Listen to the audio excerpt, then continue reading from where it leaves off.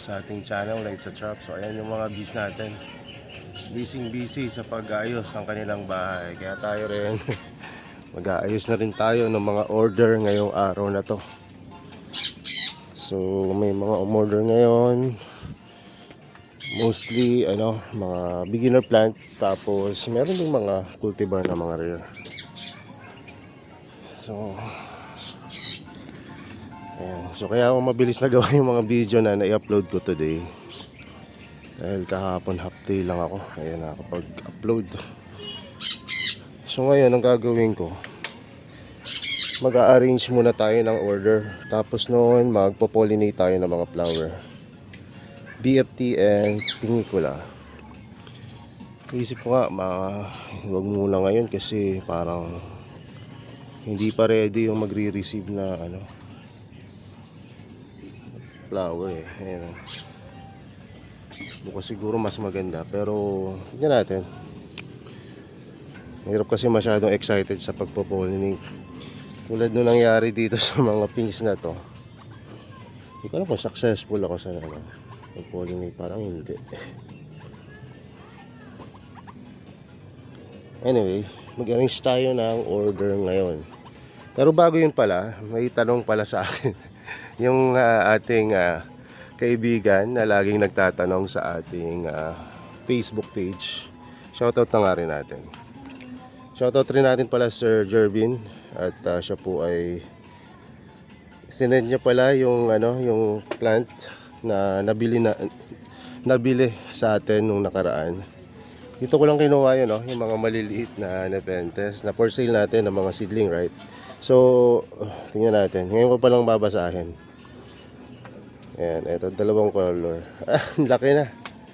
Ayan ang laki na nung nabili nila. At tingnan nyo yung leaf, diba? Grabe. So dalawa to eh. Ewan ko yung isa kung saan nila nilagay. Pero eto, nilagay nila to parang bag setup sa office, pang display nila. So bilis lumaki kumpara mo dito sa mga nandito. Kaya pagka nilipat nyo sa malalaking paso, automatic yan lalaki bigla. Kasi mga pinabansot dito yan eh. Kaya pagka nilagay nyo sa maganda-gandang lalagyanan, lumalaki agad. Tapos eto, may tanong dito na tungkol po doon sa yung laging nagtatanong na ating kaibigan. Ang pangalan po niya si Sir Nick Aquino. Ayan. So sabi ni Sir, ano daw ba yung medium natin sa ating Helianthera? So ang medium natin, siguro hindi siya masyadong nanonood tungkol sa Helianthera. Pero sinend ko na yung mga link. So ang mga medium natin dyan ay Sphagnum moss and Fairlight. Pero mamaya kung sana may extra time pa tayo, gawin natin replant tayo nung mga mga Helianthera. So ang gagamitin nating medium doon ay Sphagnum moss and Perlite rin, pero kailangan mataas yung perlite level. No, kasi nakita natin nung mataas yung perlite level, medyo maganda yung naging resulta. Naging mas mabilis yung pagkalat nung algae nung roots nung Helianthera. Kaya naging mabilis yung pagkalat rin pala nung algae. Ay dahil naka-water tray to palagi. So, ayun gano'n naman talaga pag laging naka-water tray. Kaya ang gagawin natin, kaya tayo maglalagay sa mataas na planter para naman malesen yung contact nila sa tubig.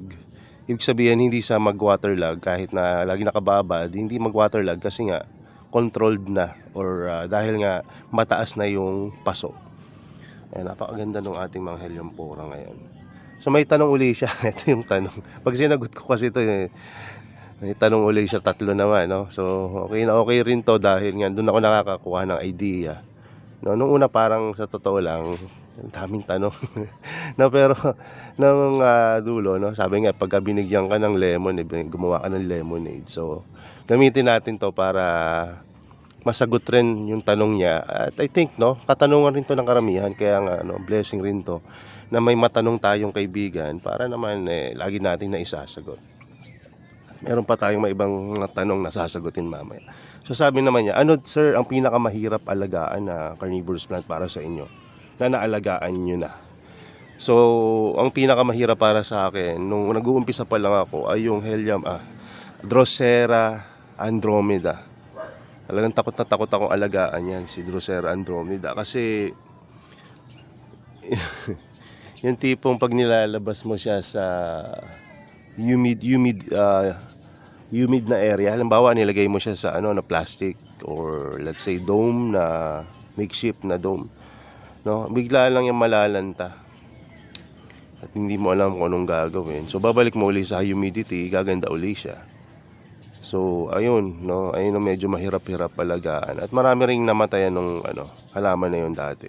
Pero ngayon I think hindi na siya mahirap alagaan. Ngayon na alam na natin na kung paano laruin yung humidity, pati na rin yung kung paano sila i-propagate. Kasi madali lang i-propagate ito si Drosera andromeda. Ang mahirap lang talaga kung paano mo siya uumpisahang alagaan.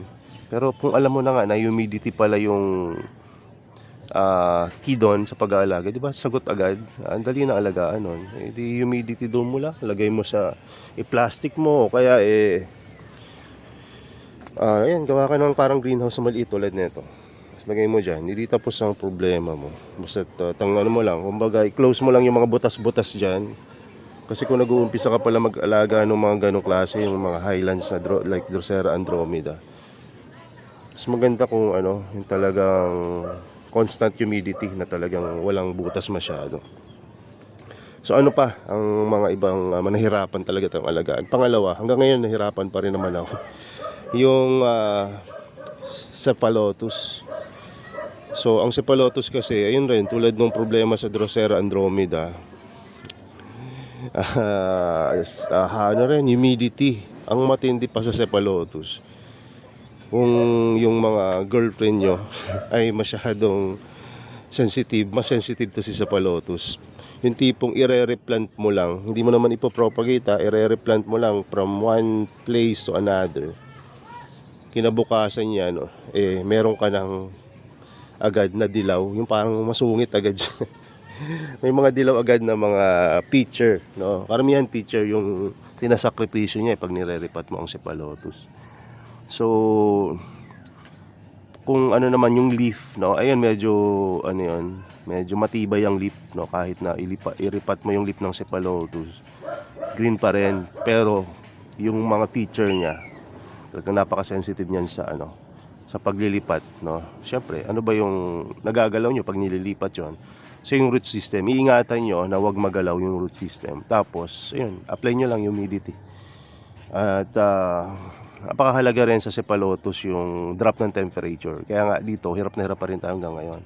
Dahil outdoor tayo, wala naman tayo dito magagawa sa drop ng temperature, di ba? Maliban na lang yung, ito nga, lagyan mo ng water tray.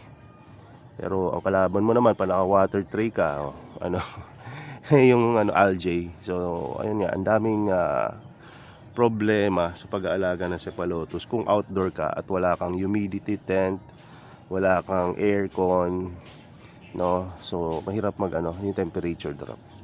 So ayun yung mga para sa akin mahirap pa. So ano pa kaya yung naisip natin na mahirap alagaan dito sa outdoor? Siguro yung panghuli, yung lahat ng klase ng highland na halaman, lalong-lalo na yung mga nepenthes na highlands. Kasi dito napapa-picture naman natin, pero ang liit tsaka ang bagal talaga lumaki. Ewan ko kung ganun rin sa pag naka-humidity setup ka. So dito hirap talaga ako. Kaya ngayon tumigil na muna ako sa pagko-kolekta ng mga nepenthes, no? Specifically yung mga highlands. So tiyaga-tiyaga muna tayo hanggat wala pa tayong setup na nababagay. Pero sa tingin ko medyo na ako ngayon. Yung parang kontento na ako anong meron akong halaman ngayon. Yung pagdadagdag, siguro kung magdadagdag man ako, Helianthera at Venus flytrap, Androceras. No, okay, lowlands na mga nepenthes, pero less kumbaga list ko na yun yung sa mga listahan ko, nasa pinakadulo na siya. So, ang pinaka number 1 talaga Helianthera. Ewan ko, hindi naman ako kumikita sa Helianthera. Pero yung saya na mabuhay mo yung isang halaman na medyo rare, Ang sarap sa pakiramdam eh. Tapos napapalaki mo pa, napaparami. Tulad naman, tingnan nyo naman yung Elempora natin ngayon. Tingnan nyo kung gaano kaganda yan. Ayan, tapos yung mga iba pa. Tapos ano yung, ewan ko ba, hindi ko mapaliwanag. So, imagine niyo na lang yung mga plants nyo dati na hindi nyo mabuhay ngayon, napapalaki nyo na, napaparami nyo na. O, diba? Ganun kasarap mag-alaga nitong Elempora. Tsaka iba yung delicate na itsura niya. Maganda talaga. Diba? Kung isipin natin, hindi naman yata to exciting alagaan eh. Hindi mo nga makita kumakain. No? Pero pwede mong pakainin yan. Hulug-hulugan mo lang ng pagkain sa pitcher. Parang pitcher plant pag inalagaan mo yung Nepenthes. Pero etong Helianthera, kakaiba talaga. Kakaiba yung say. Uy, tingnan nyo. Meron tayong chicharon dito na ginawa. Oh, wala nyo magsabi to. Tingnan nyo yung ano, yung ASMR. Yung sound na sa mga mukbang, diba? Diba? Ang chicharon na to O, hindi na diligan to kahapon kasi. Duroy nyo, isang araw lang kami hindi nagdilig. Ganyan na yung lutong ng mga medium. Buti na lang, Nepenthes to. At less hangin dito. Hindi siya natuyo na tuluyan. So, didiligan natin ngayon yan. Oh, meron pang peste. Ba? Ang galing ng mga peste ngayon. Ito. Patayin natin to. Pakain natin. Bago nyo yan ipakain, durugin nyo yung ulo kasi hindi kayo patatawarin yan. Na-damage tuloy itong bigay ni Ma'am Precious. Ma'am Precious, sorry ginawang breakfast yung ating Nepenthes pero buti na lang naagapan. So eto naman yan. So ayun lang muna siguro. At ako yung magpapak ng order. Siguro tatapusin ko tong video na to once na mapak ko na. Pakita ko sa inyo kung ano yung mga order ngayon nila. Natatatlo lang naman yung umorder, no? Siguro yun yung mga nakatanggap ng bonus at umorder ng sa ating Shopee store, no? At meron din nag-message na baka magpalalamove daw siya, no? Sa mga darating na araw. So ayan, ganda ng mga flower ngayon ng mga halaman natin. Ang tagal natin hinintayan, di ba? So ayan, nag-open na sila ngayon at mamaya ipopollinate na natin. Sana, ayun, nandito pa naman yung ating toothpick na maasahan. Gumawa na rin kayo niyan para ready lagi yung inyong mga growing area for pollination. So, ayan. Ganda ng mga halaman natin ngayon. So, yun lang muna. Mamaya kita-kita ulit tayo. No? Ang init na pala dito sa taas. Kailangan na magdilig mamaya. Sabi sa weather, uulan daw. Tingnan nyo, terik ang araw dito sa amin. Kaya lang umulan. So yun lang muna, God bless. See you later. So ayan, nakalimutan ko ang ipakita sa inyo yung mga order kanina. Kaya eto, nakatingin tayo ngayon sa screen ng aking phone para pakita yung mga order kanina. So ayan, may mga umorder ng Venus Flytrap, Pingicula, and Sunjuice. So ayan, ang ganda naman at lahat tayo binigyan natin ng free. So may mga iba na pagka sa tingin ko masyadong maliit, ginagawa ko na lang dalawa kung may available naman. Tulad na lang nung ano ba dito yan? Eto, UK Solas. Kasi maliliit na yung UK Solas, nakakaya na magbigay ko yung maliit. Kaya dalawa na binigay ko. So marami naman siyang binili. Ayan. Tapos eto pala dahil sinold out ko na yung Piliformis ngayon dahil nag-dormant na sila, may natirang mga propagation na malapit na rin mag-dormant. Kaya ginawa kong 3. Sigurado mabubuhay niya yan. Tapos may tinanim rin akong propagation sa tabi. Hindi niya alam. Kaya kung sakali mag-dormant man yan, may tutubong bago. So, minsan makakita kayo ng mga ganong mga dahon sa gilid. Hayaan nyo lang, no? Mga surprise previous yun na makikita nyo after few weeks or months. So ayan yung ibang mga tree, diba? So hindi na masama yan dahil sulit na yan. Ito yung Piliformis, 3 heads yan. Baka hindi lang Saka may mga active na mga traps or dew. Ayan may huli pa yung iba. So ayan ang sunrise. So yun lang muna siguro at ako ay maggagawa pa ng ibang mga content no na pwede natin pagsama-samahan para matuto rin ako at kayo no kung ano pagka nangyari rin sa inyo yung mga like for example sa mga flowering carnivorous plants kung paano natin ipopollinate at dun sa mga kakaiba na mga epekto sa kanila kapag after repotting. Yan, pakita natin ngayon kasi may mga iba na pagdating sa kanilang plant, ang ganda-ganda biglang nung pinulsan agad nila, no, nalanta. So pagka ganun nangyari, ano bang gagawin nyo? So gagawa natin ng video yun mamaya. So sa ibang video na yun ha, so papaalam na ako dito sa content na to para naman makamove on tayo sa ibang mga trabahoin natin ngayon dito sa growing area. So yun lang muna, God bless and bye bye.